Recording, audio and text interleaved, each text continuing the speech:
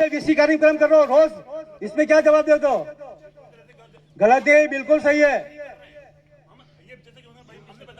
आप गलत हो, आप गलत हो। आपकी कमजोरियां यार यहाँ एक्शन में मत दिखाओ। जितना इतना जोर आ रहा बुरा लगता है ना, तो आपके आगे सरकार से बात करो। आप सरकार से बात करो, आपको बिठा रखा है ना, करो ना। फिर कब ये क्या कह रहे हैं सारे लोग, ये क्या किसान लोग क्या लेना है? गलत तरीका नहीं, सुननी पड़ेगी।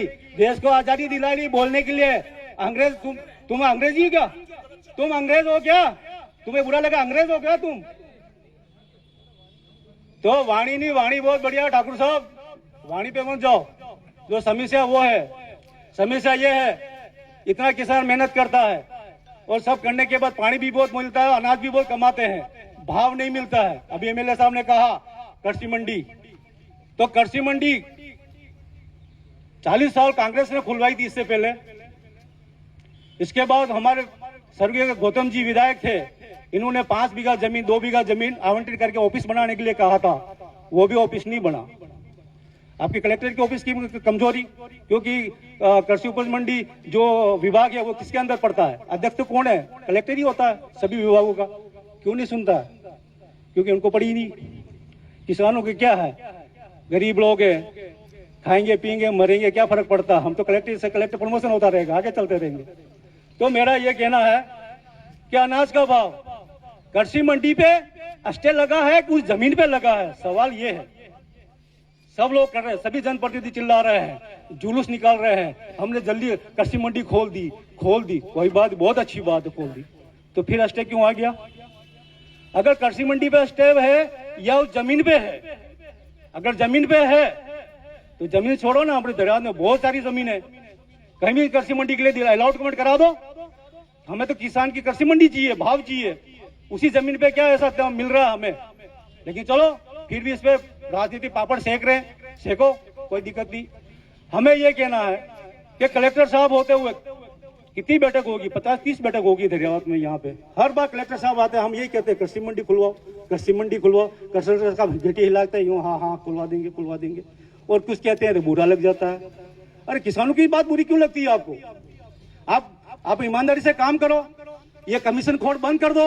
ये प्रतापगढ़ जिला है जो कमीशन खोड़ के नाम से पहचाना जाता है, इस कमीशन खोड़ को बंद करो और ईमानदारी से काम करो। प्रतापगढ़ जिला मजबूत बनेगा, निर्माण कार्य मजबूत बनेंगे। लेकिन आपको पता नहीं पड़ रहा है, आपको तो यूं लगता है हरे नोट किए, तेरा इतना काम दे दिया इतना पैसा दे दे, तेरा इतना काम दे दिया इतना पैसा दे दे।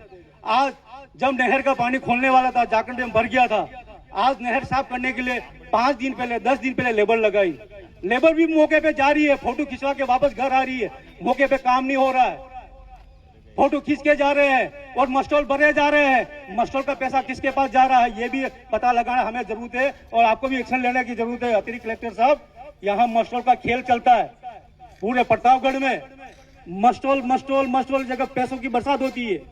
इस मस्टॉल को बंद कराना या मस्टॉल को चालू कराओ, उसकी भी एक्शन होना चाहिए, इसकी जानकारी होनी चाहिए कि किसके पास मस्टॉल जा रहा है और किसके पास जा रहा है। अगर ये काम आप नहीं करवाते हो तो फिर आपके यहाँ कलेक्टर बन के रहना और बात सुनने का कोई मतलब नहीं रहता है।